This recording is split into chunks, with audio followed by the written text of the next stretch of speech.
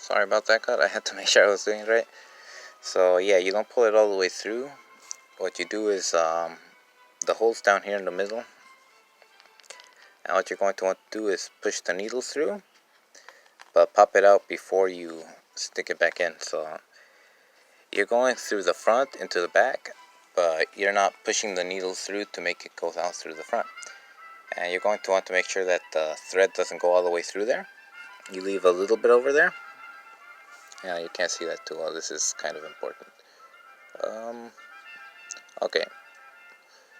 So your loop is left that way. Now what you're going to want to do is push the needle through here like this, and then pull it.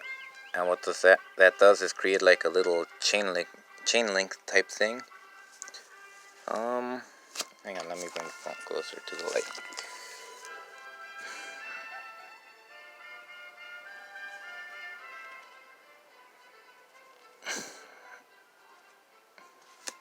Like so. And you just do that all the way through. The edges is more or less similar. You just keep going more or less the same direction you were going. So you go like that, and push it through,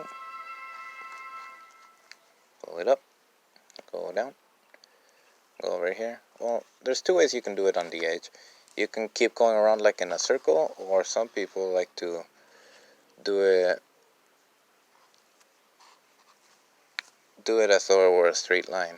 So what I mean by that is, let's go like this, push it through both sides, making sure to grab the edge of the hole in the middle, the top or the bottom, and then pushing the string through it.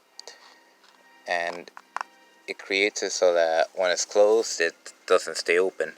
The other method, where you keep going around in a circle, leaving it more like a circle, it leaves it more open. That can have its own uses, but for a button, it's probably best we go with this one.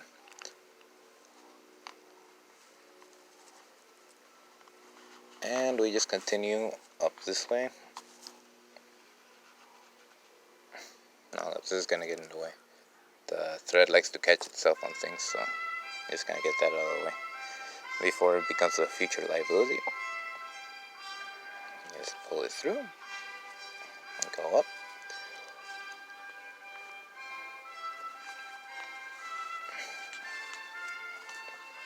It doesn't matter what distance apart you put them, but it is a good idea to keep them consistent. If they're closer together, then that means it's probably going to be more resistant, while it's farther apart, it'll still get the job done, but it's more liable to snapping. Now, I'm not worrying too much about keeping it consistent right now, as I'm trying to hurry through it.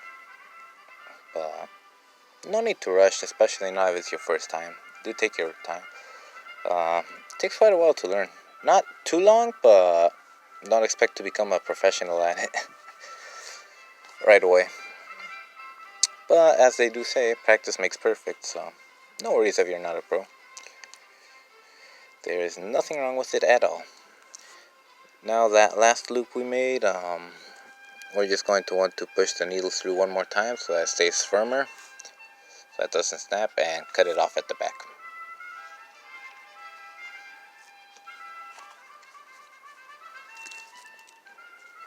Snip. Now we're left with quite a lot of thread, as I didn't calculate it quite as I thought we would need, but that's no worries right there. All you have to do is just tie off the end again, and you can reuse that thread. If it's far too small, then well, sadly you do have to let go of it, but we can still reuse this one for the button. Sewing the button on the pants, that is.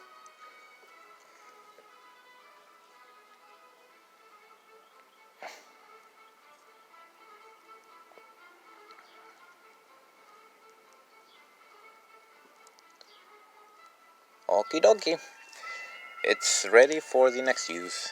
Now what we're going to want to do here is find where we started and just snip off the extra bit of thread hanging behind the knot, just so it doesn't tickle you. Okay. Now we're going to want to check again, get ourselves an idea of where we're going to want that button, And if we want it to just hold closed, you can see this over here is a hole.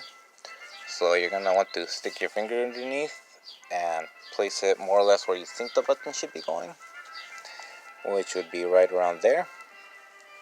And there's no need to make any cuts or incisions this time. You're just going to want to place the button on top of here. Take your needle. It's a good idea to prepare it before you place the button on it, so that you don't have to worry about holding the button and trying to thread the needle. You're going to want from underneath to the out. So from the back side out like this.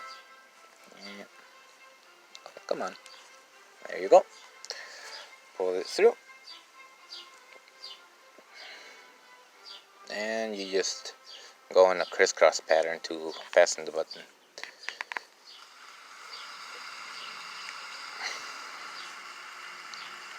Like that. Make sure you pull it a bit tight. No, can't see that right. Okay. And go again. You can go as many times as you like. I like to do it quite a few times just because I don't want it falling off anytime soon. Pull this through. And go the other way too. Come on here.